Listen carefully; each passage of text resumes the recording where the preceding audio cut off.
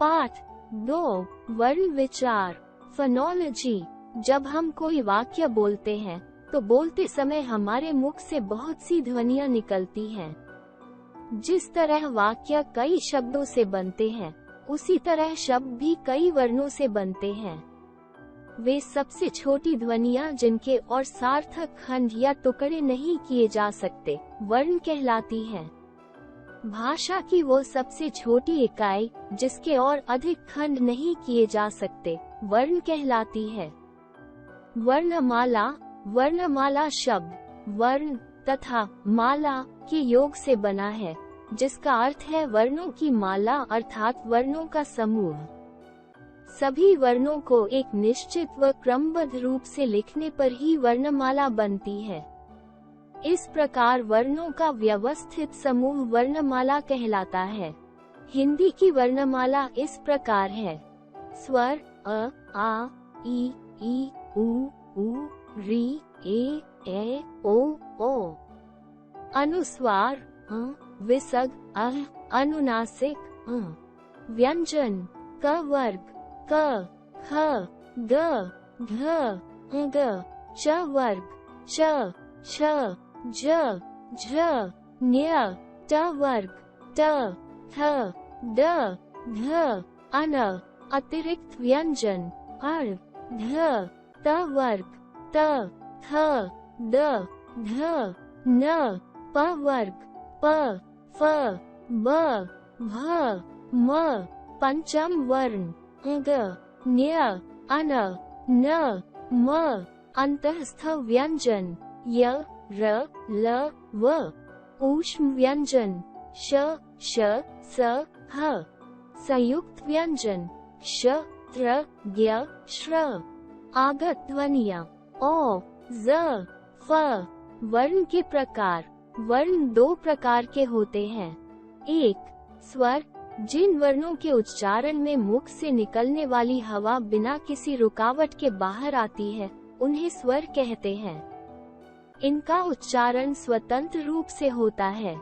हिंदी में स्वर 11 हैं। स्वर के 3 भेद हैं। क, ह्रस्व स्वर, ये मूल स्वर होते हैं। इनके उच्चारण में बहुत कम समय लगता है।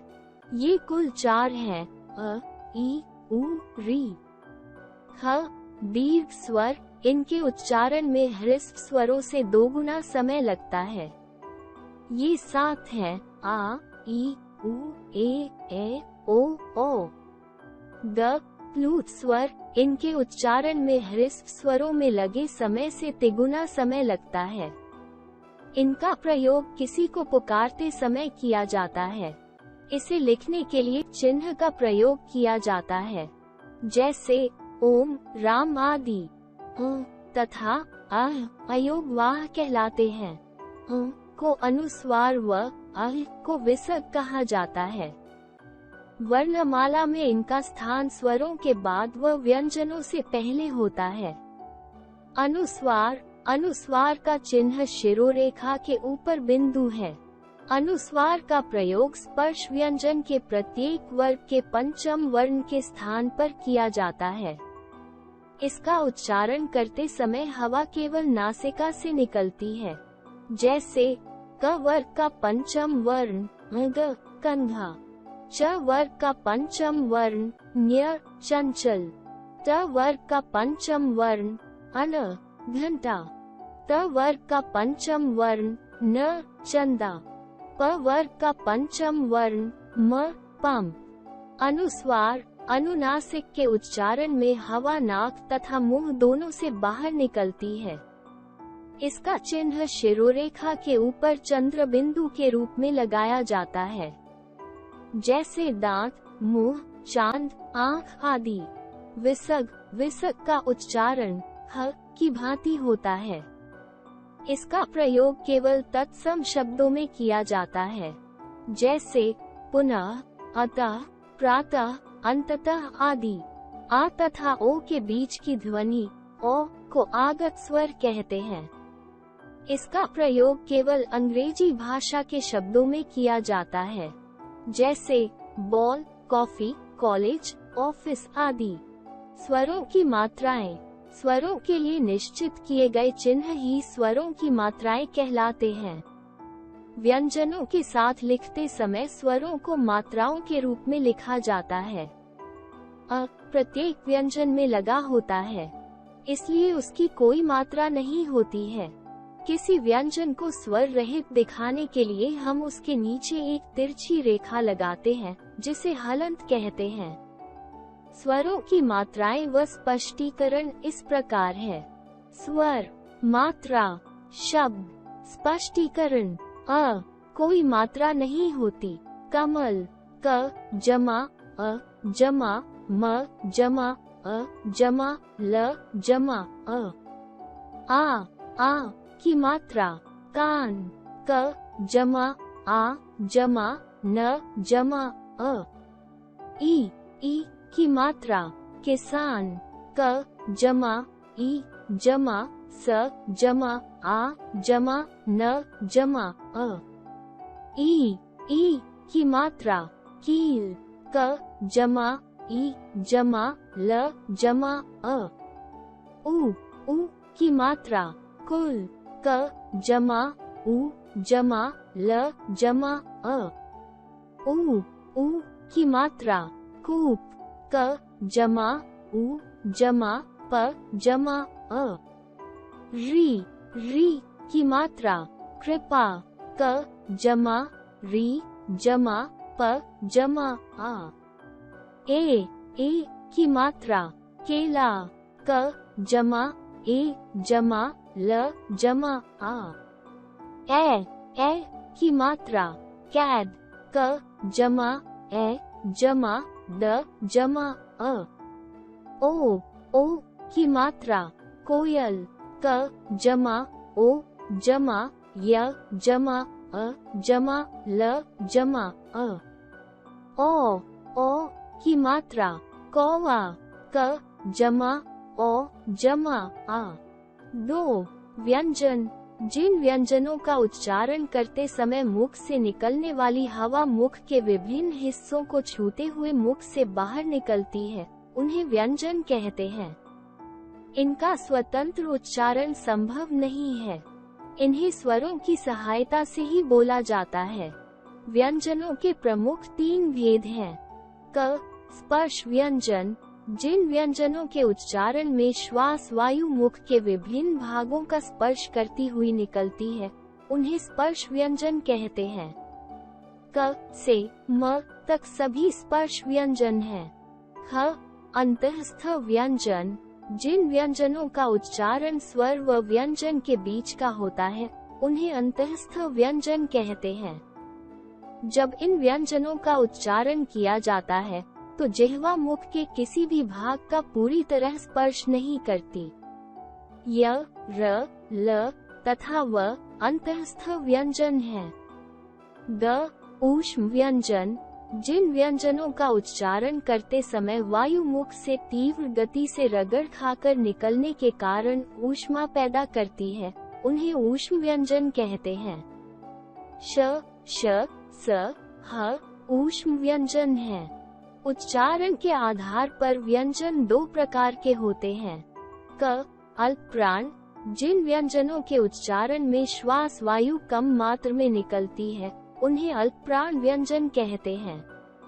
प्रत्येक वर्ग का प्रथम, तृतीय व पंचम वर्ण तथा अंतःस्थ व्यंजन अल्पप्राण व्यंजन होते हैं। जैसे क वर्ग क, ग, ग, च वर्ग च, ज, न्य। ह महाप्राण व्यंजन। जिन व्यंजनों के उच्चारण में श्वास वायु अधिक मात्रा में निकलती है, उन्हें महाप्राण व्यंजन कहते हैं। प्रत्येक वर्ग के द्वितीय व चतुर्थ व्यंजन तथा ऊष्म व्यंजन महाप्राण व्यंजन होते हैं। क वर्ग ख, घ, च वर्ग छ, झ।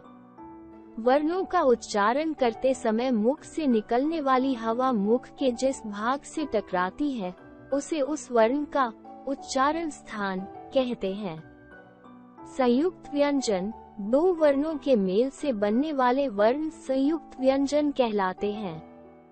श, त्र, ज्ञ, श्र संयुक्त व्यंजन है। ये व्यंजन जिन दो वर्णों के मेल से बने हैं वे इस प्रकार हैं: क्ष क जमा श, पक्षी त्र त जमा र, सत्र ज्ञ ज जमा न्य, ज्ञानी श्र श जमा र, श्रमिक। अतिरिक्त व्यंजन अर ध को अतिरिक्त व्यंजन कहते हैं। ये वर्ण ड ढ के नीचे बिंदु लगाकर बनाए गए हैं। ये वर्ण शब्द के आरंभ में न लगकर शब्द के मध्य या अंत में प्रयोग होते हैं, जैसे लड़ाई, पढ़ाई आदि। द्वित्व व्यंजन समान ध्वनि वाले दो व्यंजनों के परस्पर मेल से बनने वाले व्यंजन द्वित्व व्यंजन कहलाते हैं। इन व्यंजनों में पहला व्यंजन स्वर रहित व दूसरा व्यंजन स्वर सहित होता है, जैसे ब जमा अ जमा च जमा च जमा आ। बच्चा संयुक्ताक्षर दो असमान व्यंजन वर्णों के परस्पर मेल से बनने वाले व्यंजन संयुक्ताक्षर कहलाते हैं। इनमें पहला व्यंजन स्वर रहित व दूसरा व्यंजन स्वर सहित होता है, जैसे न्य अन्य, नम जन्म, त्य त्याग। आगत व्यंजन ज तथा फ आगत व्यंजन हैं। इन्हें विदेशी भाषाओं के प्रभाव से हिंदी भाषा में अपनाया गया है। इन वर्णों के नीचे लगे बिंदु को नुक्ता कहते हैं। इनका प्रयोग उर्दू के शब्दों में किया जाता है, जैसे सजा, सजाना, सजा, दंड, गज, हाथी, गज, नापने का फीता। वर्ण विच्छेद किसी शब्द के सभी स्वरों व व्यंजनों को अलग अलग करके लिखने को वर्ण विच्छेद कहते हैं, जैसे विज्ञान व जमा ई जमा ज जमा न्य जमा आ जमा न जमा अ। कर्म क जमा अ जमा र जमा म जमा अ। विश्राम व जमा ई जमा श जमा र जमा आ जमा म जमा अ। वर्ण संयोग वर्ण विच्छेद किए हुए वर्णों को मिलाकर पहले वाली स्थिति में लाना वर्ण संयोग कहलाता है, जैसे स जमा व जमा आ जमा द जमा अ स्वाद, क जमा ई जमा त जमा आ जमा ब जमा अ किताब, प जमा र जमा अ जमा भ जमा आ जमा त जमा अ प्रभात। अब दोहराने की बारी। भाषा की वो सबसे छोटी इकाई जिसके और खंड नहीं किए जा सकते वर्ण कहलाती है। वर्णों का व्यवस्थित समूह वर्णमाला कहलाता है। वर्ण दो प्रकार के होते हैं, स्वर व व्यंजन। स्वरों के प्रमुख भेद हैं ह्रस्व स्वर, दीर्घ स्वर व प्लूत स्वर। व्यंजनों के प्रमुख तीन भेद हैं, स्पर्श व्यंजन, अंतःस्थ व्यंजन तथा ऊष्म व्यंजन। किसी शब्द के सभी स्वरों व व्यंजनों को अलग अलग करके लिखना वर्ण विच्छेद व वर्ण विच्छेद किए हुए वर्णों को मिलाकर लिखना वर्ण संयोग कहलाता है।